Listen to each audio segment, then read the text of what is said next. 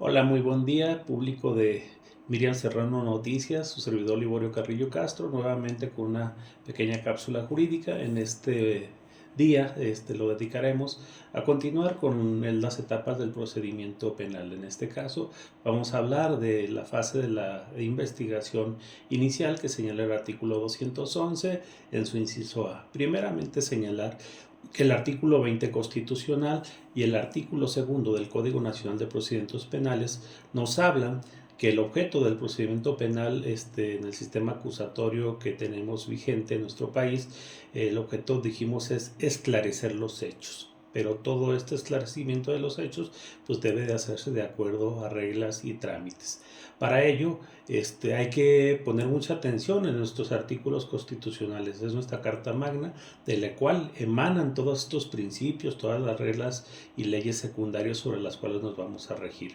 El artículo 21 constitucional también dispone en su primera parte cómo es que el Ministerio Público es el encargado de la investigación de los delitos, auxiliándose de la Policía y de la Guardia Nacional, o de las policías y de la Guardia Nacional, pero todas estas siempre deberán actuar bajo el mando del Ministerio Público. También este mismo artículo 21 constitucional nos señala que ejercicio de la acción penal le corresponde al Ministerio Público. De ahí es que ni siquiera un juez le puede ordenar al Ministerio Público que ejercite acción penal, pues esa es una facultad propia del Ministerio Público.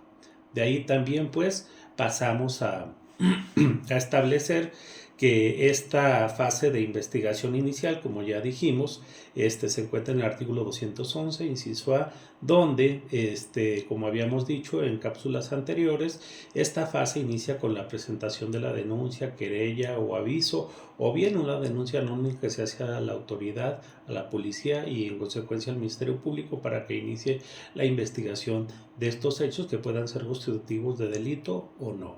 De ahí pues el Ministerio Público puede llevar diversos actos de investigación. Dentro de estos actos los dividimos en dos: actos que requieren un control judicial y actos que no requieren de un control judicial. Dentro de los actos que requieren de un control judicial, es decir, una autorización judicial, están una orden de cateo, por ejemplo, una intervención de comunicaciones, la obtención de muestras o fluidos corporales como vello, sangre, etcétera. Incluso tomas de voz.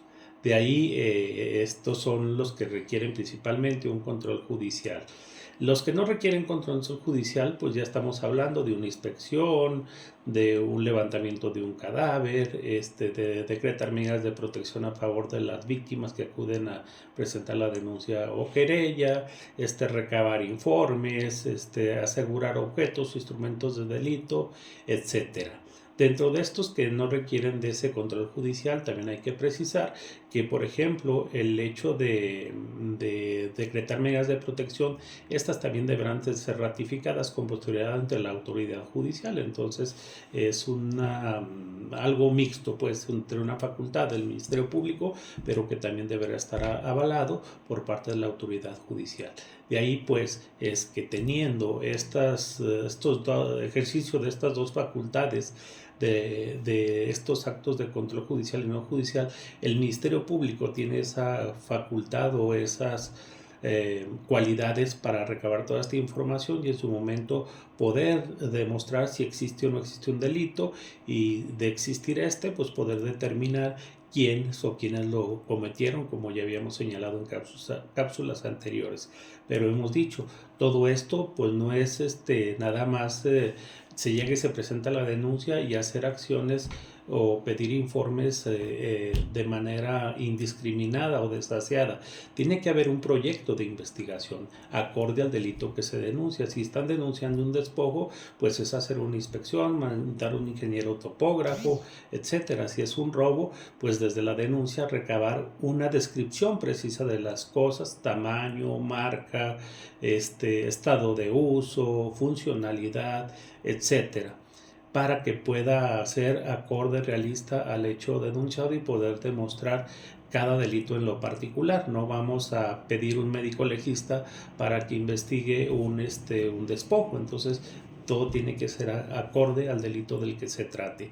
Por ello es que los artículos 128, 129, 212, 213 y 214 principalmente son los que nos dan la pauta para conocer estos principios, estas líneas que debe de seguir el Ministerio Público para esclarecer los hechos, porque todos deben de ser apegados principalmente al respeto a los derechos humanos. Dentro de estos principios o líneas de investigación es que debe ser una investigación exhaustiva, es decir, agotar líneas de investigación, que debe ser profesional, que debe de ser sin estereotipos, sin discriminación hacia ninguna persona, que debe de ser llevarse con lealtad, con honradez y, como dijimos, sobre todo mucho respeto a los derechos humanos, para efecto de no revictimizar a veces a las propias personas que acuden a presentar su denuncia o querella ante una agencia del Ministerio Público. Tenemos que actuar con mucha empatía hacia las personas.